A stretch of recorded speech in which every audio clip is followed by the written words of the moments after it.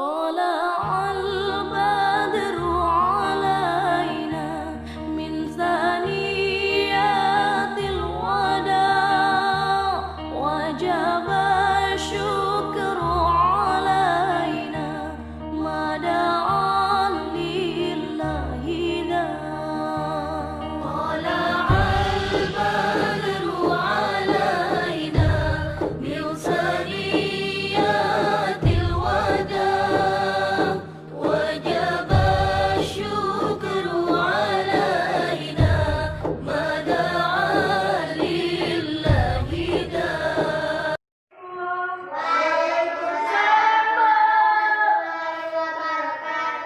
Selamat pagi anak ibu. Pagi bu.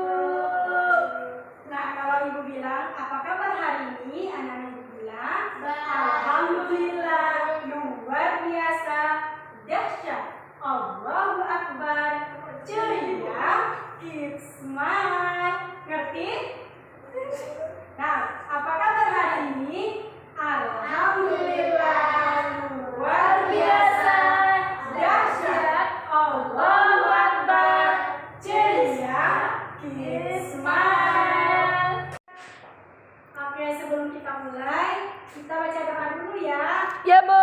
Berdoa dimulai. Bismillahirrahmanirrahim.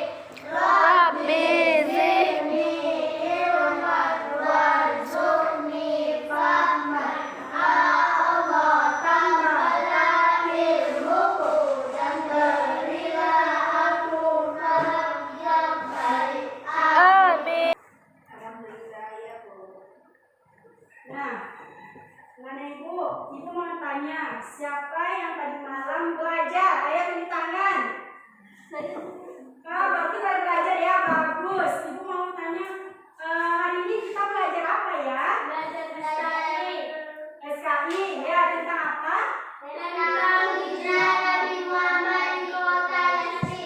Ya, betul sekali. Siapa yang tahu kota Yasrib itu ada di mana? Tahu nggak di mana?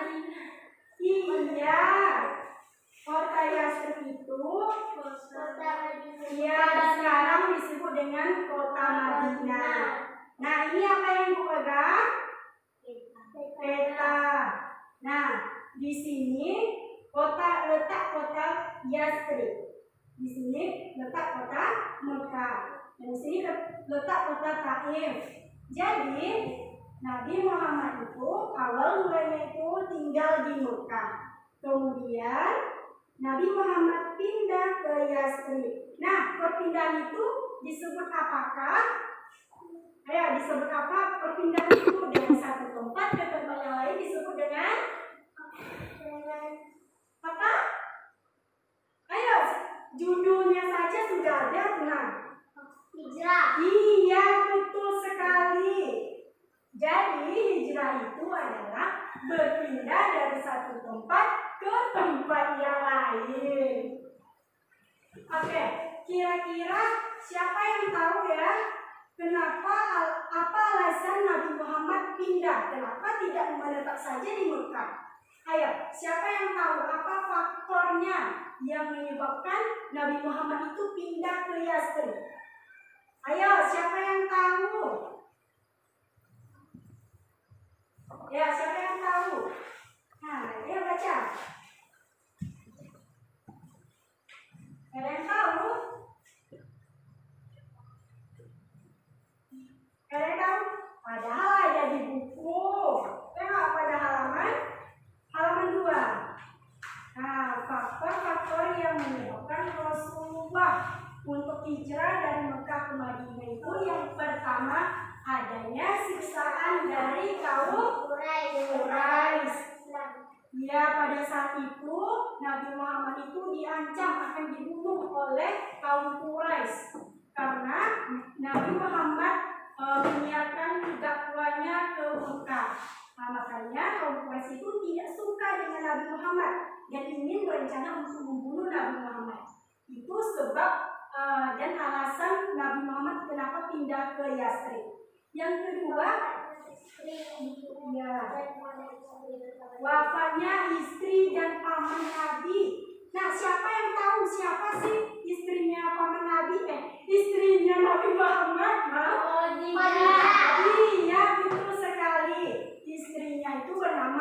Khadijah. Dulu Siti Khadijah ini sangat kaya raya. Dia sangat dermawan, punya segala hartanya dia punya. Tetapi ketika Siti Khadijah itu nikah dengan Nabi Muhammad, nah Siti Khadijah habis hartanya untuk keperluan Nabi Muhammad. Jadi Khadijah ini sangat mendukung suaminya untuk menyiarkan agama Islam. Nah, yang kedua itu pamannya Nabi. Siapa pamannya Nabi? Abu Thalib. Iya, betul sekali. Abu Thalib itu pamannya Nabi. Pada waktu itu Nabi Muhammad sangat membutuhkan dukungan, tetapi orang-orang terdekatnya meninggal dunia. Nah, itu sebab Nabi Muhammad hijrah ke Yasrib. Yang ketiga apa? Adanya bayat dari umat Islam di Madinah. Iya, adanya bayat dari umat Islam di Madinah. Adanya ajakan dari orang Madinah untuk mengajak Nabi Muhammad pindah ke Yasrib atau ke Madinah. Nah, perlu Anda ketahui bahwa dulu Madinah itu disebut dengan Yasrib, tetapi karena arti dari Yasrib itu mencela atau menghabib, maka Nabi Muhammad itu mengubah nama kota tersebut menjadi Al-Madinah Al-Munawwarah, yang artinya itu adalah kota yang bercahaya. Nah, yang keempat apa? Pemboikotan dari kaum Quraisy. Iya, pemboikotan dari kaum Quraisy itu juga faktor yang mendukung Rasulullah hijrah ke Mekah, dari Mekah ke Madinah. Yang terakhir apa? Perintah Allah Subhanahu wa taala untuk berhijrah sudah turunnya pada surat An-Nisa ayat 97. Iya, itu faktor juga. Karena perintah Allah, maka Nabi Muhammad itu hijrah ke Madinah atau ke Yasrib. Oke, anak-anak ibu, sekarang bagaimana sih proses perjalanan hijrahnya Nabi dari Mekah ke Yasrib? Ada yang bisa menjelaskan atau menceritakan secara singkat? Ada yang bisa? Ayo. Nggak bisa. Nah, jadi anak ibu, pada suatu malam, ibu cerita singkat saja. Pada suatu malam, datanglah seorang kafir Quraisy ke rumahnya Nabi Muhammad dan telah menyusun rencana untuk membunuh Nabi Muhammad. Nah, karena Nabi Muhammad itu sudah mengetahui rencana orang Quraisy tersebut, maka Nabi Muhammad tadi menyuruh Ali bin Abi Thalib untuk menggantikannya di tempat tidurnya. Nah, supaya orang Quraisy tadi mengira yang tidur tersebut adalah Nabi Muhammad, padahal Ali bin Abi Thalib. Jadi kemana Nabi Muhammad tersebut? Nah, Nabi Muhammad tersebut pergi ke rumah Abu Bakar untuk hijrah ke Yasrib secara diam-diam. Nah, setelah itu Ali bin Abu Bakar tersebut sudah menyiapkan 2 ekor unta untuk mereka pergi. Nah, setelah itu tetapi Nabi Muhammad memiliki ide. Nah, kita tidak perlu melalui jalan yang biasa, tetapi kita melalui jalan pintas saja supaya tidak ditemui oleh kafir Quraisy. Nah, setelah mereka sampai ke Gua Sur, baru kaum Quraisy tersebut menyadari bahwa yang tidur tadi itu bukanlah Nabi Muhammad, tetapi Ali bin Abi Thalib. Maka geramlah kaum Quraisy tersebut, marah kenapa Nabi Muhammad bisa lolos dari genggaman mereka. Kemudian orang kafir Quraisy tadi pergi mencari Nabi Muhammad. Nah, sampainya di Gua Sur, bertanyalah orang Quraisy tersebut kepada sang pengembala. Hai pengembala, apakah kamu melihat Nabi Muhammad dan pengikutnya? Kata si orang Quraisy tersebut. Nah, lalu orang pengembala tersebut menjawab, mungkin di dalam gua tersebut, tetapi saya tidak melihatnya. Berarti si pengembala ini tidak menjawab iya, tidak menjawab tidak, dia menjawab mungkin. Nah, salah satu dari kafir Quraisy tersebut melihat di gua Sur tersebut, melihat di gua itu ada jaring laba-laba yang sangat banyak dan juga 2 ekor burung di dalamnya.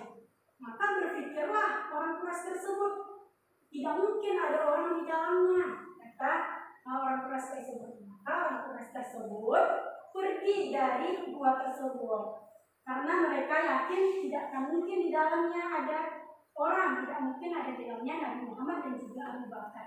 Maka pergilah orang Quraisy tersebut dari gua tersebut dan selamatlah Nabi Muhammad dan juga orang Quraisy tersebut dengan dari ancaman pembunuhan orang Quraisy tersebut.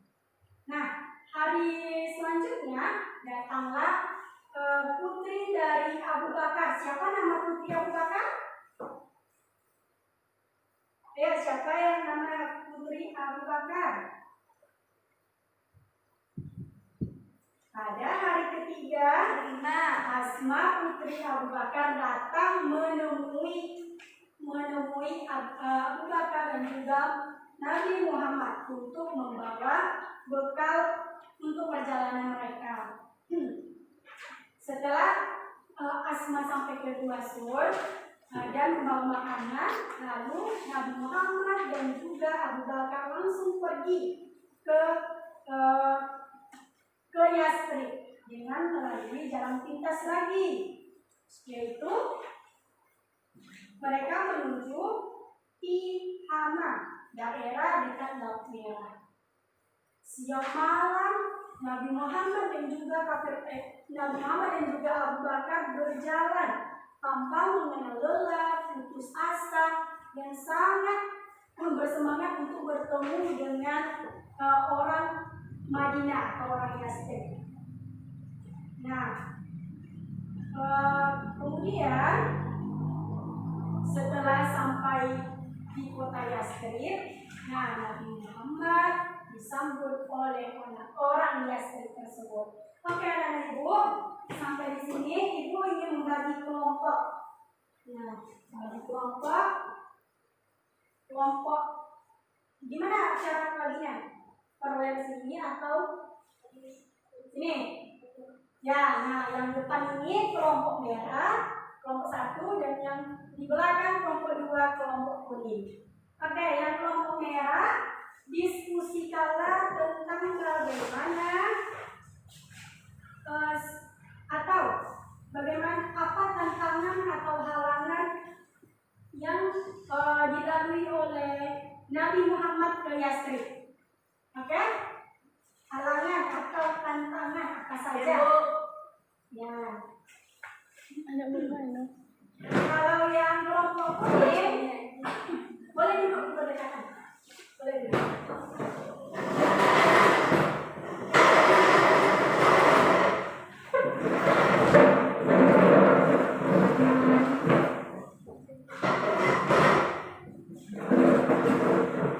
Ya, yang kelompok kuning.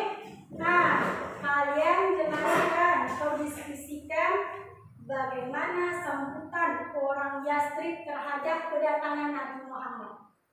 Oke? Nah, ibu kasih waktu 5 menit saja. Kemudian nanti anak ibu maju ke depan untuk menjelaskannya. Bisa? Bisa? Bisa tidak? Bisa. Nah, ya. Ibu kasih waktu ya. Silakan. Tidak bisa. Nah, udah selesai anak-anak? Sudah, Bu. Oke, kita mulai ya diskusinya dari kelompok. Nah, kita bahas dulu sambutan orang Yastrib. Nah, seperti apa sih sambutan orang Yastrib terhadap kedatangan Nabi Muhammad? Akan dijelaskan oleh kelompok kuning. Silakan kelompok kuning maju ke depan. Ayo.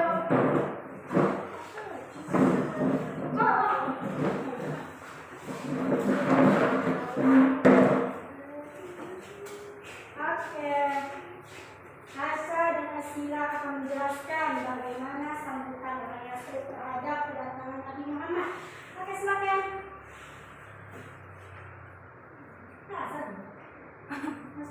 Maju ke depan lagi, Mas. Sambutan orang Yastrib kedatangan Nabi Muhammad ke Yastrib.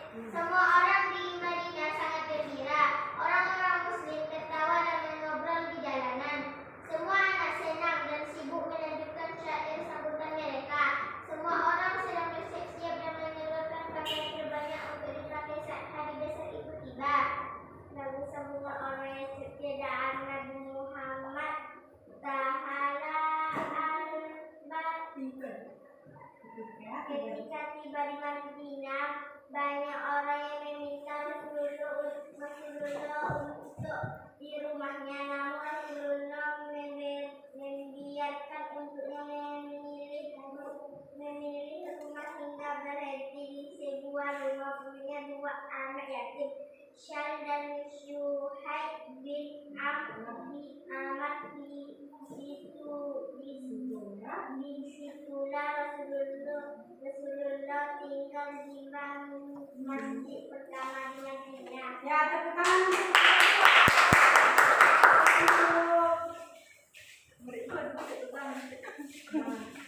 Jadi sambutan orang Yasrib terhadap kedatangan Nabi Muhammad itu sangat semua orang bergembira, semua orang senang dengan kedatangan Nabi Muhammad. Sampai-sampai mereka mengajak Nabi Muhammad untuk tinggal bersamanya. Tetapi Nabi Muhammad mau tinggal ke rumah Sahal dan Suhaib bin Ahmad, yaitu rumah anak yatim.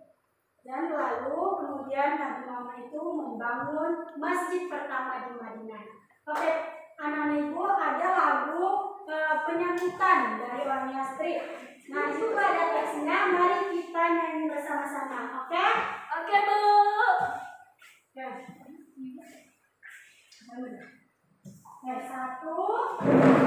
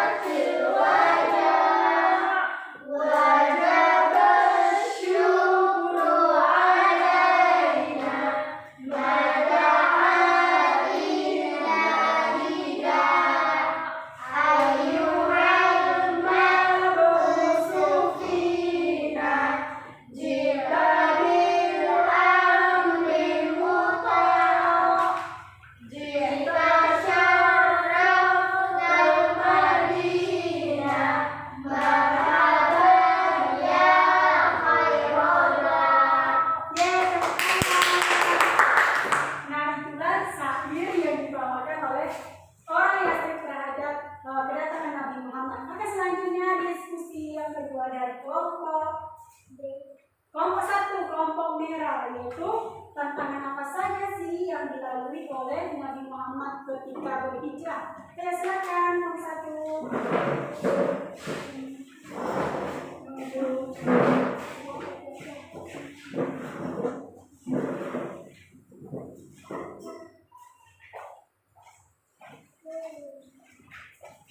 Oke, silakan. Banyak sekali tentangan atau halangan hijriah Nabi Muhammad ke Yasrib.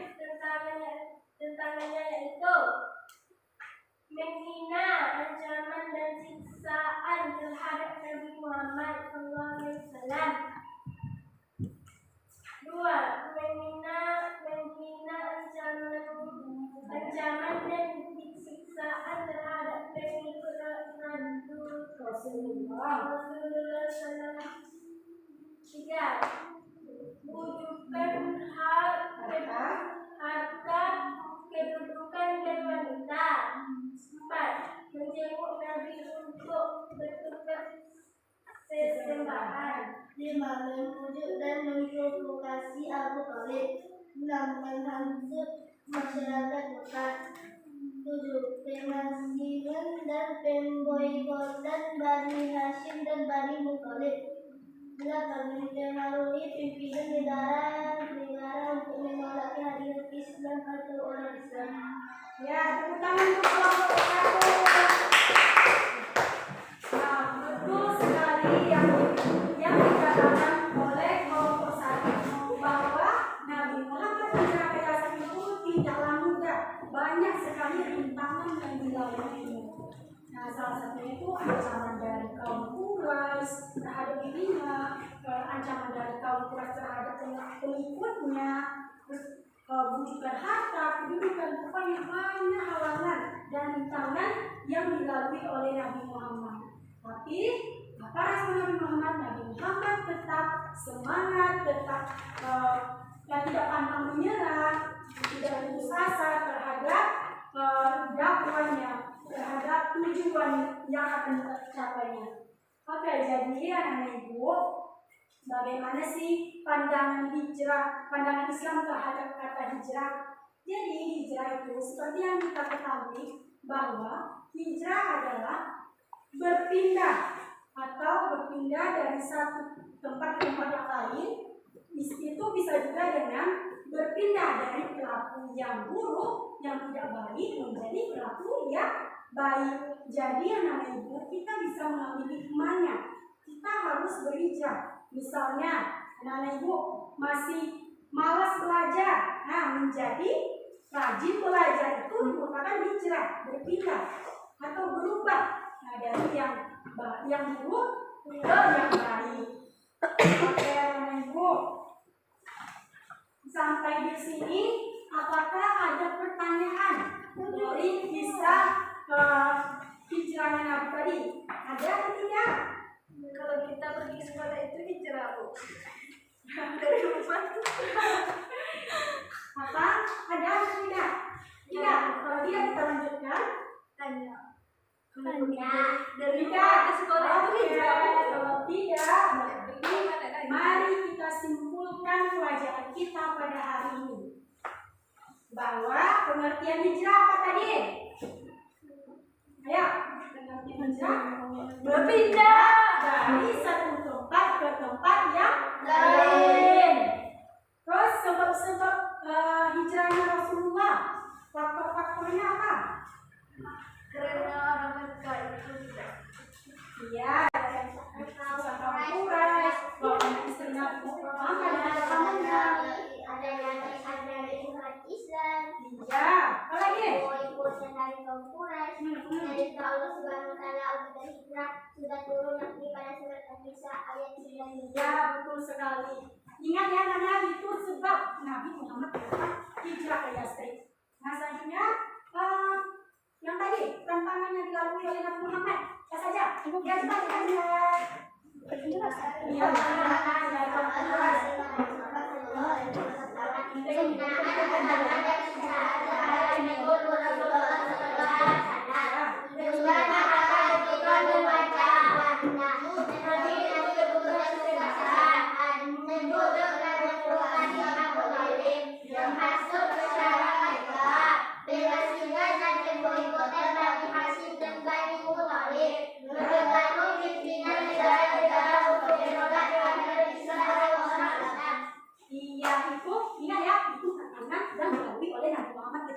Iya, jadi apa yang bisa kita ambil dari kisah Nabi Muhammad ini? Apa yang bisa kita ambil? Kita tidak boleh pantang menyerah. Kita tidak boleh putus asa. Kita harus bersemangat menjadi yang kurang baik menjadi baik. Ya. Kita harus patuh terhadap perintah Allah. Bagus sekali anak ibu. Nah, karena pelajaran kita sudah selesai, maka kita nyanyi dulu ya. Ya, stay ya. Nah, oke. Oke, Bu. Siap? Siap. 1, 2, 3. Yastrib kota Madinah, subur sederhana, pusatnya pertanian dan juga perdagangan. Dua suku di sana, terlama waktunya, aus hasad lalu damai akhirnya. Tiga suku Yahudi suka mengadu domba,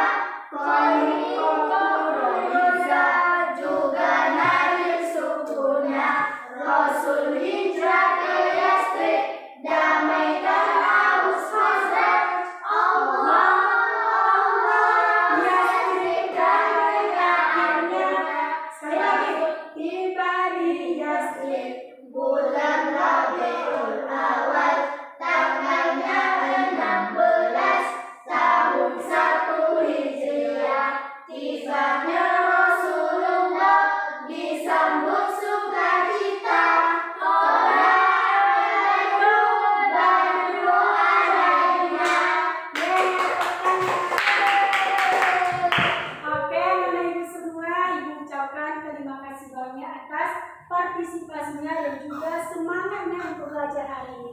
Semoga apa yang kita belajar hari ini bisa bermanfaat untuk kita semua. Amin ya rabbal alamin. Nah, sebelum itu kita ucapkan hamdalah. Alhamdulillahirabbil alamin. Lebih dan kurang ibu mohon maaf. Wassalamualaikum warahmatullahi wabarakatuh.